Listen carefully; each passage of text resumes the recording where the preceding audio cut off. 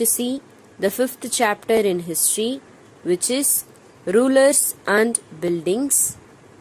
Synopsis of the lesson.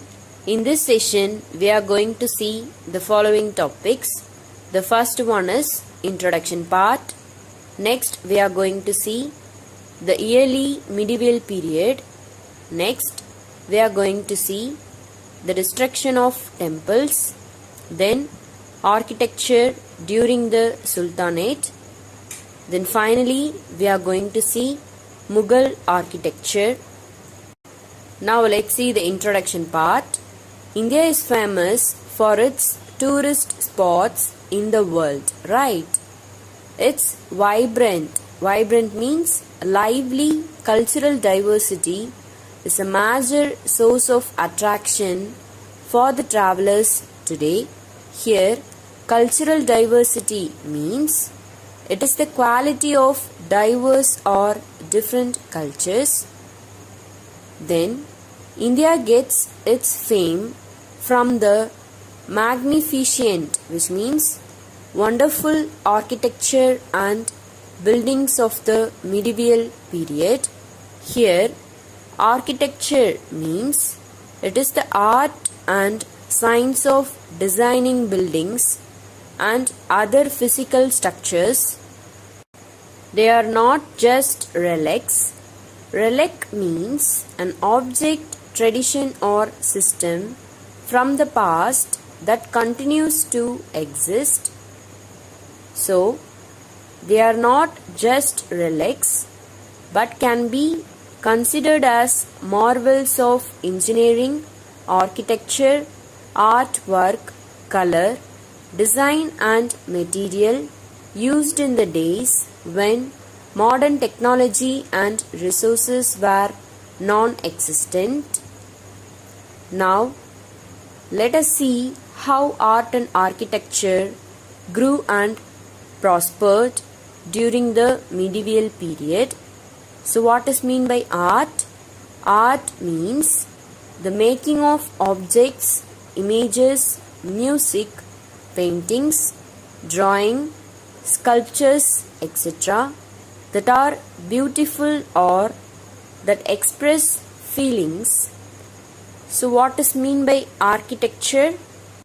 Architecture is the art and science of designing buildings and other physical structures.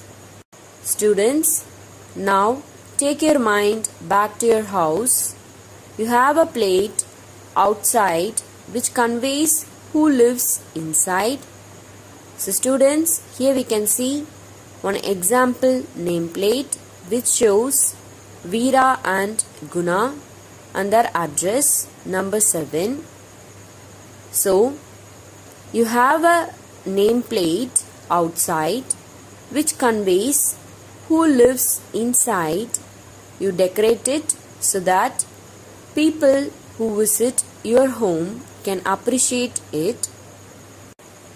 Those whose parents or ancestors means forefathers or foreelders, built their own houses, must have employed architects or even designers to make the house look awesome and different from the others in the neighborhood.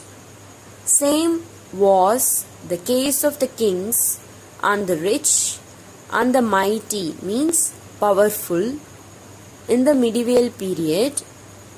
So, kings made temples of grandeur to show that they were grateful to God for having bestowed them the power and glory. Here, grandeur means greatness or glory. Bestowed means present an honor, right or gift.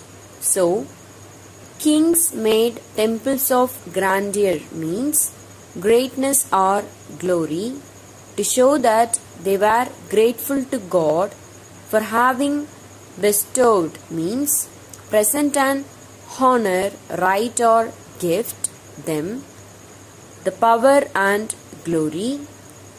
Some simply wanted to get recognition and gave the temples their own names or titles. Some kings built forts for protection and palaces to live in style and display their grandeur, means to display their greatness or glory. In the beginning of the early medieval period, the most common material used for building a house was bricks and mud or mortar. Mortar means a mixture of sand, water and cement or lime that is used to fix bricks or stones to each other when buildings walls.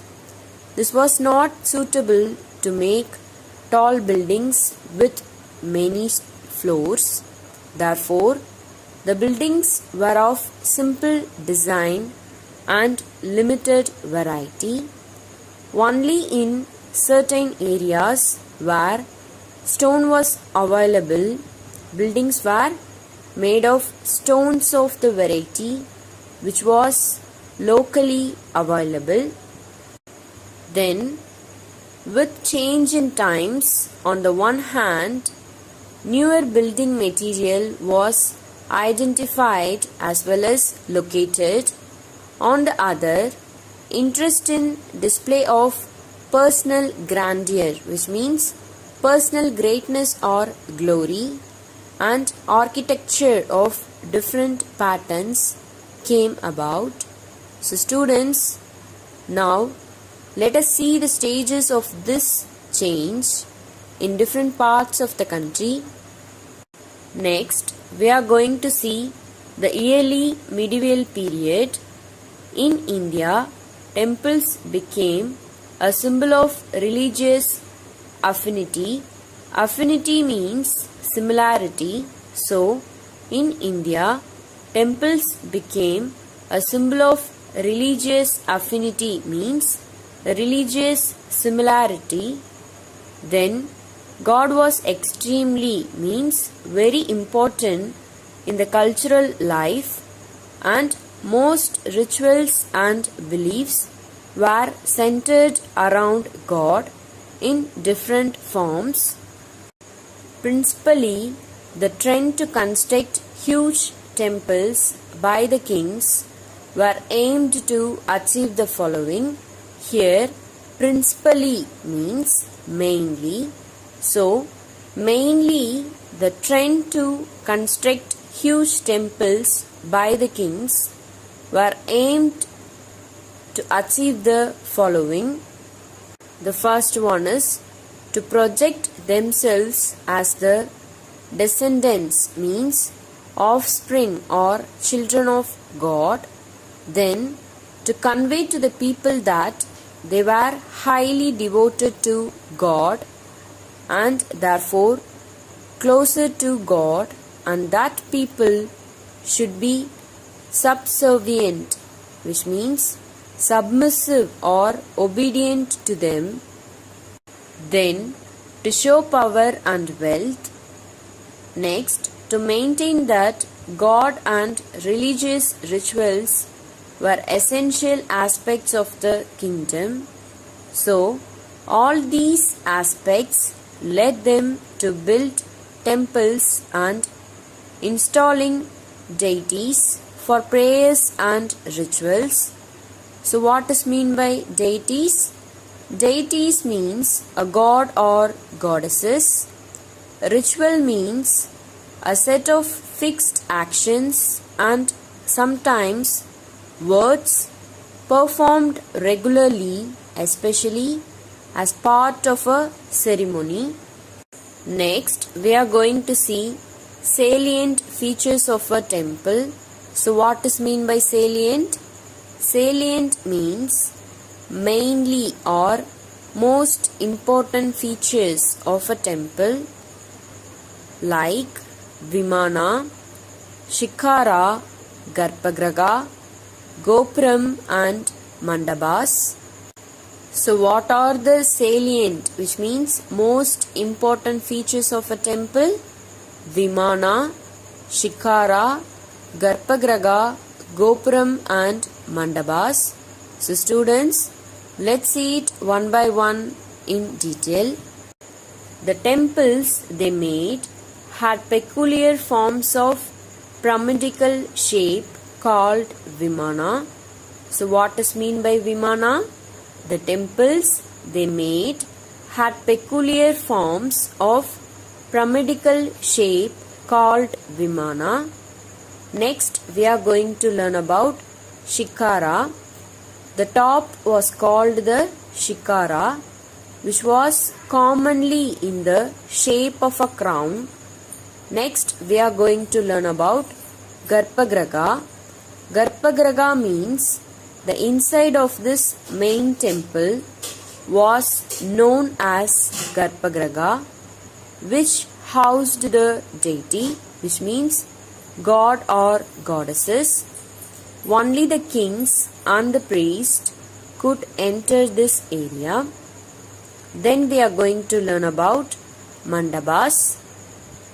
There were many halls adjacent, which means nearby to this, which were called the Mandabas, where people could gather for prayers.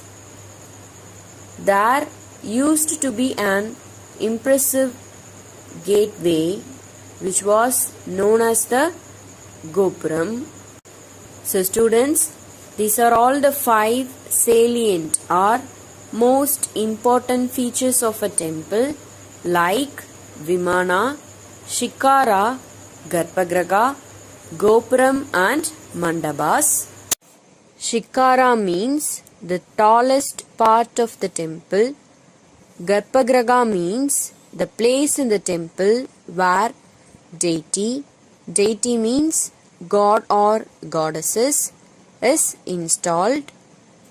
Next, Mandabas means big halls for prayer assemblies. Then Gopuram means the temple gateway.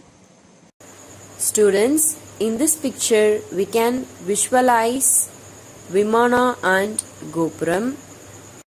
Students, in this picture we can see the remaining salient features of a temple. Here we can see Garpagraha inside. Then we can see Kalasha, Amalaka, Shikara. Then we can see Mahamandapa, Mandapa, etc. Then on the walls they made thousands of idols chiseled out of the stones depicting the various forms of the gods and their lives. Here chiseled means of wood or stone, sharpened or cut with a chisel. Then idols were usually placed in the northern side of the temple. So the architecture, shape and stone varied from place to place. The building pattern was also different as it depended on the material used for the construction. Students, now we are going to see the famous temples of the times were Shore Temple at Mahabalipuram. Students, here we can see the picture of Shore Temple at Mahabalipuram. Then Meenakshi Temple at Madurai. Students, here we can see the picture of Meenakshi Temple at Madurai. Next, Rajarajeshwara Temple at Kannur, Kerala. Students, here we can see the image of Rajarajeshwara Temple at Kannur, Kerala. Then Jagannath Temple in Puri. Here we can see the picture of Jagannath Temple in Puri. Then Jain Temple at Dilwara. Students, here we can visualize the Jain Temple at Dilwara. Then Kailashnath Temple at Kanchi. So students, Here we can visualize Kailashnath temple at Kanji. Then Kandriya Mahadeva temple at Khajuraho. Here we can visualize the Kandriya Mahadeva temple. Next, Sun temple at Konark, etc. So students, here we can see the image of Sun temple at Konark. Next, we are going to see the destruction of temples. So what is meant by destruction? Destruction means the action or process of destroying. Temples were made for the purpose of religion. They also were the targets during wars and battles for supremacy. Supremacy means predominance or primacy by the kings. These temples were known to be rich and treasures were hidden inside these. Therefore, many times raiders came just to plunder. Plunder means steal the temples and take away the wealth. For example, the Pandyan king Srimara Sri Vallabha invaded and brought all the valuables from the temples after defeating rulers. Some Mughal rulers indulged in looting. Looting means steal goods from a place, and destruction of the temples. So what is meant by destruction? Destruction means the action or process of destroying something after the victories in battles which they fought. Next, we are going to see architecture during the Sultanate. While temples were being constructed by the Hindu kings, the sultans from Turks and Persia brought in designs and patterns from those regions, and we find many structures which have these influences in their designs and architecture. So what is meant by architecture? Architecture is the art and science of designing buildings and other physical structures. Then, the Indo-Islamic architecture took shape in many parts of the country. It was peculiar with the designs of minarets on the sides, domes on the main building, and arches on the gates, doors and windows. The primary construction material was red stone, which was easily available. Geometrically, designs and flowers were used for decoration. Religious teachings from the Holy Quran were engraved on the stones. Students, now let's see the famous buildings of this era. With these aspects of architecture or the Qutub Minar. So students, here we can see the image of Qutub Minar. Then Qutub Islam Mosque. So students, here we can see the picture of Qutub Islam Mosque. Then Dargah of Hazarat Nizamuddin Aulia. Here we can see the picture of Dargah of Hazarat Nizamuddin Aulia. Lodi tomb. Here we can see the picture of Lodi tomb. Domes means a carved roof structure. Students, next we are going to see Mughal architecture. So what is meant by architecture? Architecture is the art and science of designing buildings and other physical structures. Mughal architecture. The era of the Mughals, and more specifically that of Shah Jahan, is known as the golden period of construction, engineering and architecture. So students, here we can see the picture of Shah Jahan. The Mughal rulers built magnificent gates, forts, mosques, palaces, public buildings and tombs. Here, magnificent means wonderful or splendid. So, the Mughal rulers built wonderful or splendid gates, forts, mosques, palaces, public buildings and tombs.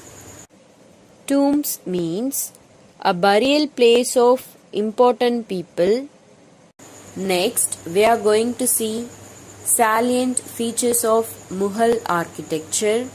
Here, salient means main or most important features of Mughal architecture, such as white marble and red stone, domes, minarets, charba, arched gateways, pishtak, petra dura work. Pishtak means a tall gateway. So, the peculiarities of architecture of this era was the synthesis. Here, synthesis means combination or mixture of Persian and Indian styles beautifully blended into one. Pronounced domes, minarets on the corners, palace halls supported on pillars and the broad gateways. Domes means a carved roof structure. Students, here we can see the picture of domes. Minaret means a tall cylindrical structure. Students, here we can visualize the image of minaret. Petra dura work means inlaying of colored semi-precious stones in marble. Students, here we can visualize the pictures of Petra dura work. Then, buildings were decorated with ornamental artwork and precious stones. The material used was mainly white marble and red stone. So, buildings were decorated with ornamental means decorative artwork and precious stones. The material used was mainly white marble and red stone. So students, here we can see the picture of white marble and red stone. I have enclosed the class book instructions in the PDF. Kindly refer it. So now, we have reached the end of this session. Thank you.